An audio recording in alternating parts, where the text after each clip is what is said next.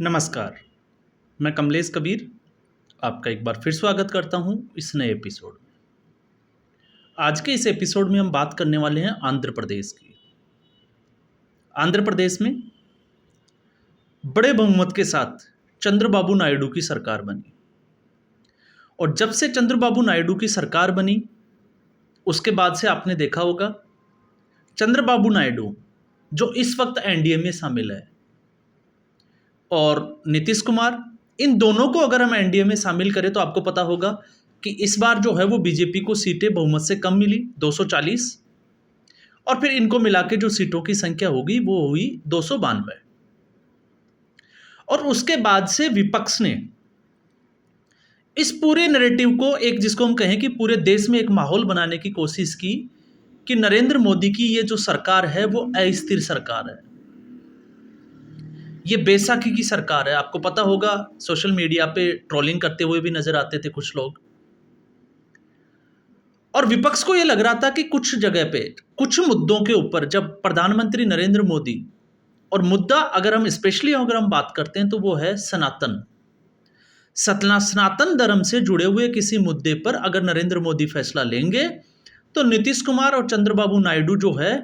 वो उनके फैसले के खिलाफ चले जाएंगे, या जिसको हम कहें कि बगावत के सुर जो है वो एनडीए में उठना शुरू हो जाएंगे। और ये एक तरह का जो है वो माहौल भी बनाने की कोशिश की।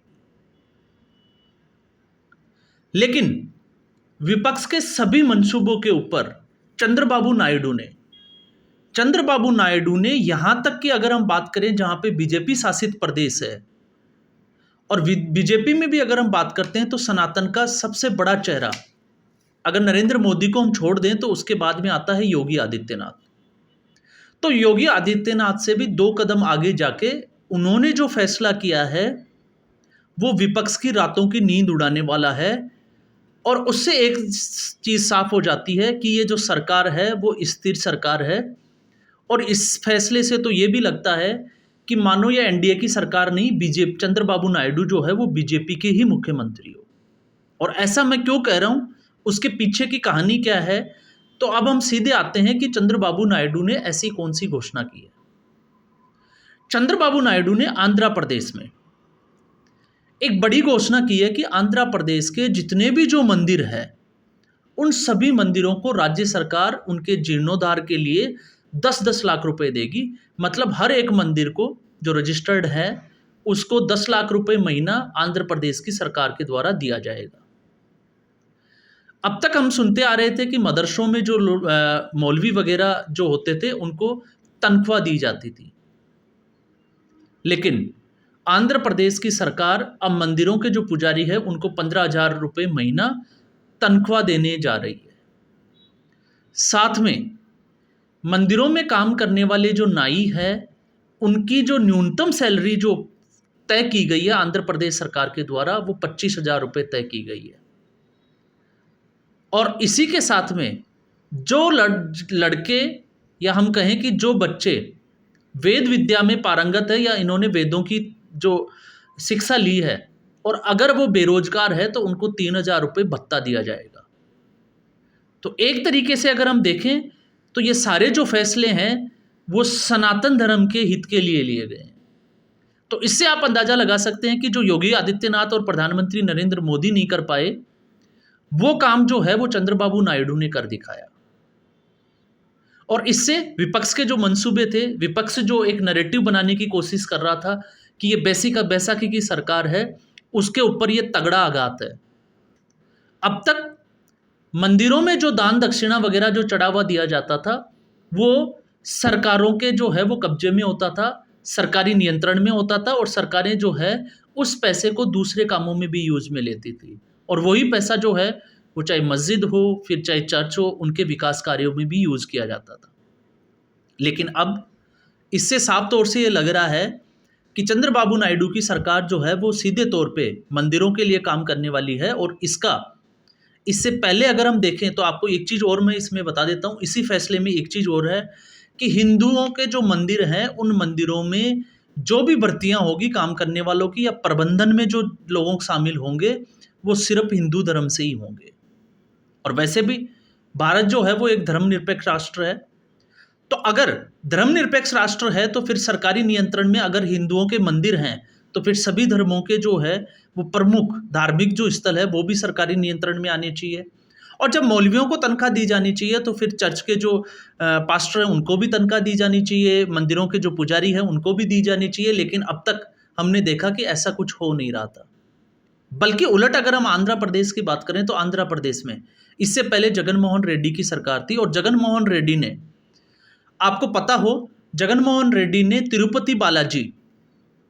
जो आंध्र प्रदेश का ही नहीं इस देश का सबसे बड़ा जो मंदिर है, आस्था का जो केंद्र है, उसमें ईसाइयों की भर्ती और मुसलमानों की भर्ती भी जो है वो शुरू कर दी थी, और उसका जो है वो बड़ा विरोध भी हुआ था। और इसके लिए आपको पता होगा इस पूरे देश में आपने ये भी देखा है कि जबरदस्त तरीके से कुछ ऐसे राज्य हैं, ऐसे स्टेट है जिसमें धर्मांतरण का खेल चल रहा है और उसमें ईसाईकरण जो है वो प्रमुखता से आता है। आप पंजाब के आप स्टडी देखिए, आप पंजाब की स्टडी करोगे प्रेजेंट टाइम में तो आपको अंदाजा लगेगा कि किस तरीके से पंजाब का ईसाईकरण हुआ है, वहां की डेमोग्राफी जो है वो चेंज हुई है। लगातार जो है वो प्रलोभन दिया जाता है, और प्रलोभन देने के पीछे आपको पता ही होगा, सीधे तौर से उनको बच्चों को जो मिशनरी जो स्कूल है उनमें बहुत कम फीस में पढ़ाना और इस तरीके के जो है वो लालच दिए जाते हैं, और फिर उसके बाद में उनका ईसाईकरण किया जाता है। और ठीक ऐसे ही धर्मांतरण के और भी मामले हमने देखे हैं। तो अब ऐसे लोगों के ऊपर जो इस तरीके की जो चीज़ें करते थे, अब ये उनके ऊपर जो है एक गहरा, जो जिसको हम कहें कि गहरी चोट लगी है। और यही नहीं,